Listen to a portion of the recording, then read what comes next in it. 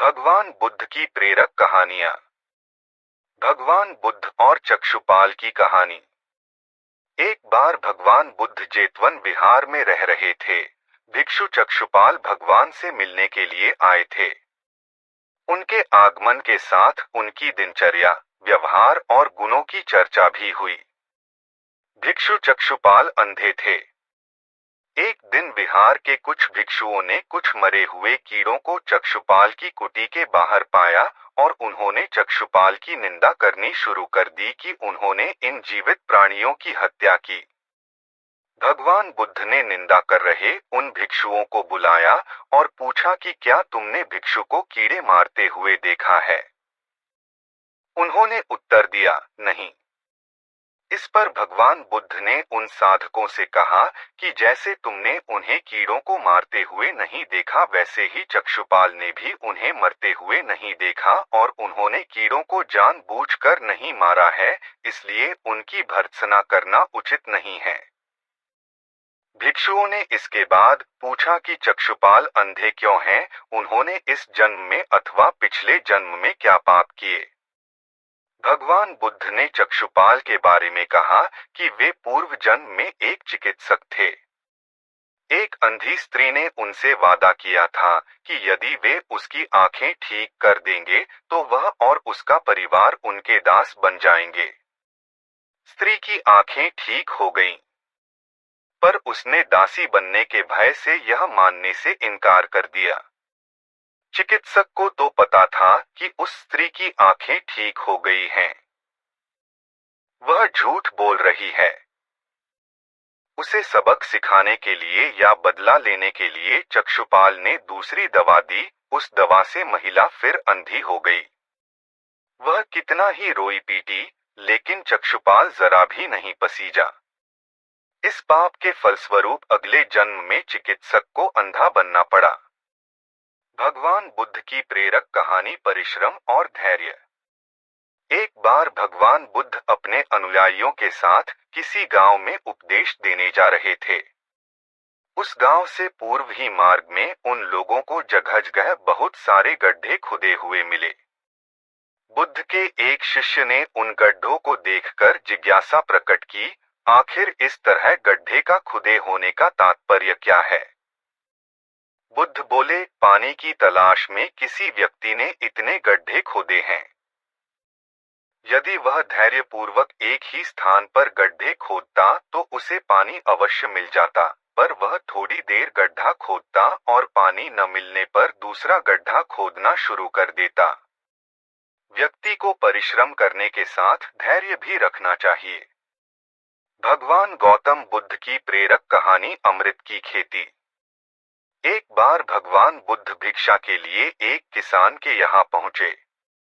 तथागत को भिक्षा के लिए आया देखकर किसान उपेक्षा से बोला, श्रमण, मैं हल जोतता हूँ और तब खाता हूँ।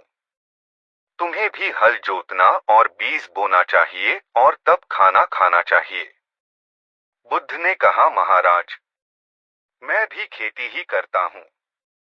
इस पर किसान को जिज्ञासा हुई और वह बोला, मैं न तो तुम्हारे पास हल देखता हूँ, ना बैल और ना ही खेती का स्थल। तब आप कैसे कहते हैं कि आप भी खेती ही करते हो? आप कृपया अपनी खेती के संबंध में समझाइए। बुद्ध ने कहा, महाराज, मेरे पास श्रद्धा का बीज, तपस्या रूपी वर्षा और प्रजा रूपी जोत और हल है। पाप भीरुता का दंड है, विचार रूपी रस्सी है, स्मृति और जागरूकता रूपी हल की फाल और पेनी है। मैं वचन और कर्म में संयत रहता हूँ। मैं अपनी इस खेती को बेकार घास से मुक्त रखता हूँ और आनंद की फसल काट लेने तक प्रयत्नशील रहने वाला हूँ। अप्रमाद मेरा बैल है जो बाधाएं देखकर भी पीछे मुंह नहीं मोड़ता है।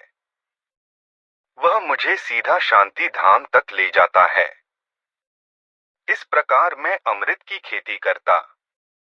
भगवान बुद्ध की प्रेरक कहानी, दान की महिमा। भगवान बुद्ध का जब पाटलिपुत्र में शुभागमन हुआ तो हर व्यक्ति अपनी अपनी सांपत्तिक स्थिति के अनुसार उन्हें उपहार देने की योजना बनाने लगा। राजा बिंबिसार ने भी कीमती हीरे, मोती और रत्न उन्हें पेश किए। बुद्धदेव ने सबको एक हाथ से सहर्ष स्वीकार किया। इसके बाद मंत्रियों, सेठों, साहूकारों ने अपने अपने उपहार उन्हें अर्पित किए और बुद्धदेव ने उन सबको एक हाथ से स्वीकार कर लिया। इतने में एक बुढ़िया लाठी टेकते वहां आई। बुद्धदेव को प्रणाम कर वह बोली, भगवन, जिस समय आपके आने का समाचार मुझे मिला, उस समय मैं यह अनार खा रही थी। मेरे पास कोई दूसरी चीज न होने के कारण मैं इस अधखाए फल को ही ले आई हूँ। यदि आप मेरी इस तुच्छ भेंट स्वीकार करें तो मैं अहोभाग्य समझूंगी। भगवान बुद्ध ने दोनों हाथ सामने कर वह फल ग्रहण किया। राजा बिंबिसार ने जब यह देखा तो उन्होंने बुद्धदेव से कहा, भगवन क्षमा करें, एक प्रश्न पूछना चाहता हूँ। हम सबने आपको कीमती और बड़े बड़े उपहार दिए जिन्हें आपने एक हाथ से ग्रहण किया, लेकिन इस बुढ़िया द्वारा दिए गए छोटे एवं जूठे फल को आपने दोनों हाथों से ग्रहण किया, ऐसा क्यों? यह सुन बुद्धदेव मुस्कुराए और बोले, राजन, आप सबने अवश्य बहुमूल्य उपहार दिए हैं, किंतु यह सब आपकी संपत्ति का 10वां हिस्सा भी नहीं है। आपने यह दान दीनों और गरीबों की भलाई के लिए नहीं किया है, इसलिए आपका यह दान सात्विक दान की श्रेणी में नहीं आ सकता। इसके विपरीत इस बुढ़िया ने अपने मुंह का कौर ही मुझे दे डाला है। भले ही यह बुढ़िया निर्धन है, लेकिन इसे संपत्ति की कोई लालसा नहीं है। यही कारण है कि इसका दान मैंने खुले हृदय से दोनों हाथों से स्वीकार किया है। यदि आपको यह कहानी पसंद आई है तो आप हमारे YouTube चैनल अद्भुत लाइफ स्टोरीज आल को लाइक, शेयर व सब्सक्राइब जरूर करें।